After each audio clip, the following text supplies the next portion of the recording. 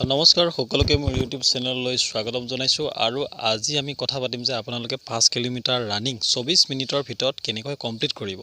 এটা প্ৰেক্টিছৰ বিষয়ে কম কেনেকৈ প্ৰেক্টিছ কৰিব লাগিব আৰু এইকেইদিন আপোনালোকৰতো বেছি সময় নাই এতিয়া 3 দিন 4 দিন আছে তো সেইকেইদিনত কেনেকৈ প্ৰেক্টিছ কৰিব লাগিব আৰু লগতে যাৰ নেকি বেছি টাইম আহি আছে তেওঁলোকে টাইম কেনেকৈ কমাব এই কম দিনৰ ভিতৰত আৰু লগতে কম যে ইণ্টাৰভিউ দিনা আপোনালোকে 5 কিলোমিটাৰ ৰানিং কৰোঁতে কেনেকুৱা ধৰণৰ মানে টিপছবিলাক ফ'ল' কৰিব লাগিব বা কেনেকুৱা ধৰণৰ আপোনালোকে মানে ব্যৱস্থা ল'ব যে 5 কিলোমিটাৰ ৰানিংটো য'ত নেকি 24 মিনিটৰ আগত আপোনালোকে কমপ্লিট কৰিব পাৰে।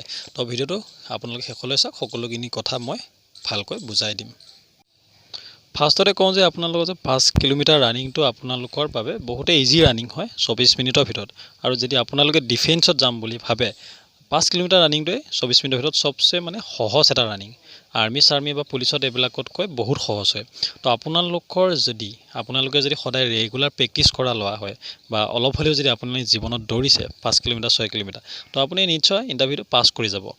আৰু যদিহে আপুনি প্ৰথমবাৰ ইণ্টাৰভিউ দিব বা আপোনাৰ 24 মিনিটৰ ওপৰত টাইম লাগি আছে এতিয়া বৰ্তমান প্ৰেক্টিছ কৰোঁতে, তো যি কি নহওক আপোনালোকৰ যিকেইদিন সময় আছে এই সময়কেইদিন আপোনালোকে লং ৰানিং কৰক। অলপ 5 কিলোমিটাৰতকৈ বেছি ৰানিং কৰিব চেষ্টা কৰক। 7 কিলোমিটাৰ 8 কিলোমিটাৰ 10 কিলোমিটাৰ এনেকুৱা আপোনালোকৰ ষ্টেমিনাটো তেতিয়া বাঢ়িব। আৰু তাত আপোনালোকৰ কি হয় SSC-GDত আপোনালোকৰ বিশেষ ইমান এইটো নালাগে যে স্পীড নালাগে যে বহুত স্পীড যাব লাগিব টাইম কভাৰ কৰিব লাগিব, সেনেকুৱা নহয়।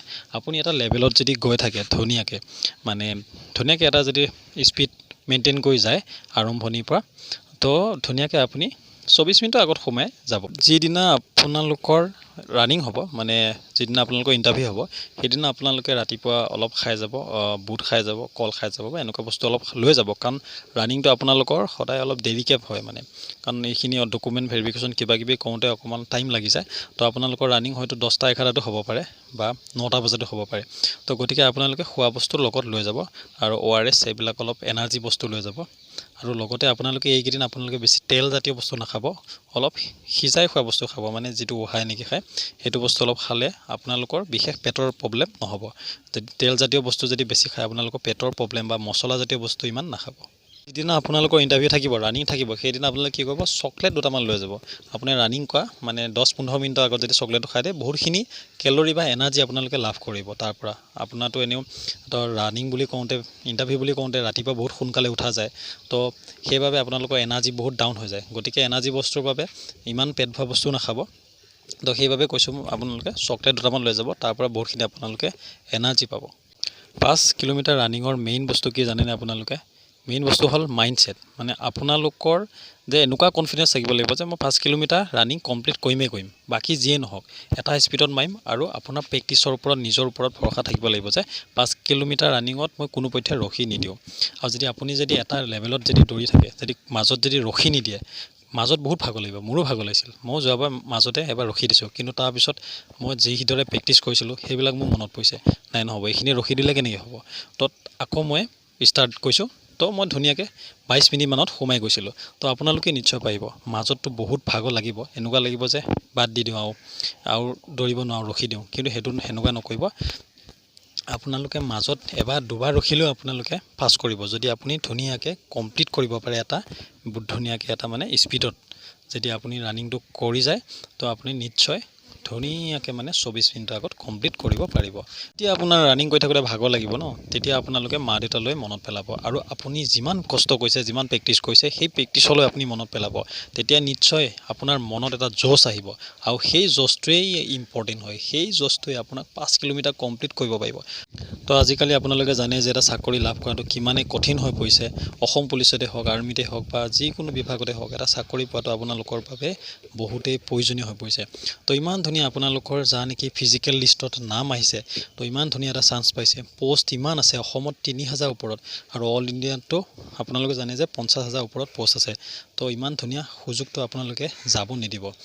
ৰানিং কৰিলেতো ভাগৰ অলপ লাগিবই, কিন্তু আপোনালোকে ভাগৰ যেতিয়া লাগিব আপোনাৰ মা দেউতা আপোনালোকৰ যি প্ৰেক্টিছ কৰিছে কষ্ট কৰিছে সেইবিলাক মনত পেলাব, নিশ্চয় আপোনালোকে ৰানিঙত পাছ কৰিব পাৰিব। 5 কিলোমিটাৰ ৰানিং যে বহুতে ফেইল কৰে তাৰ এটাই কাৰণ 5 কিলোমিটাৰ ৰানিঙত ভাগৰ লাগে। সেই ভাগৰটো সকলোৱে ধৈৰ্য ৰাখিব নোৱাৰে। কি হয় যেতিয়া নেকি আপুনি ৰানিং কৰি থাকিব 3 কিলোমিটাৰমানলৈ আপুনি ধুনীয়াকৈ গৈ থাকিব, তাৰপিছত 2 কিলোমিটাৰ এনেকুৱা এটা ভাগৰ লাগিব আপোনালোক, এনেকুৱা লাগিব যে আৰু নোৱাৰোঁ, আৰু এৰি দিওঁ, মই ৰখি দিওঁ, আৰু নোৱাৰোঁ এনেকুৱা লাগিব। কিন্তু সেইখিনি সময় যদি আপুনি যদি ধৈৰ্য্যত হয় 10-15 মিনিট, সেই ধৈৰ্য্যৰ ফলটো আপোনালোকে পিছত পাব। কাৰণ ইয়াত এনেকুৱা নহয় যে কিবা মাৰ্কছ আছে বহুত ৰানিঙত প্ৰথম গ'লে, এইটো খালী কোৱালিফাই হয়। তো আপোনালোকে সেইখিনি সময়ত হাৰ মানি নিদিব, কাৰণ ইমান কষ্ট কৰি পেলাই ইমানখিনি পাইছে ইমানবিলাক কেণ্ডিডেটে দিয়াৰ পিছত আপোনালোকৰ ফিজিকেলৰ বাবে নাম আহিছে, তো সেই সুবিধাটো আপোনালোকে এৰি নিদিব।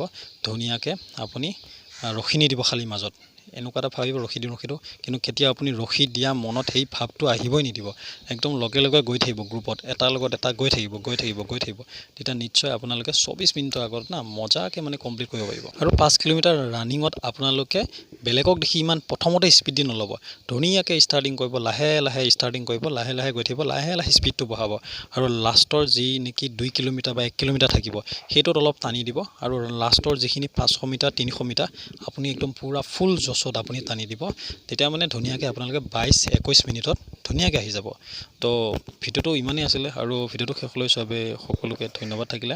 আৰু কিবা যদি আপোনালোকৰ কুৱেশ্যন থাকে মেডিকেলক লৈ বা SSC GDক লৈ, যিকোনো কুৱেশ্যন থাকে আপোনালোকে তলত কমেণ্ট কৰি জনাব। তো জয় হিন্দ।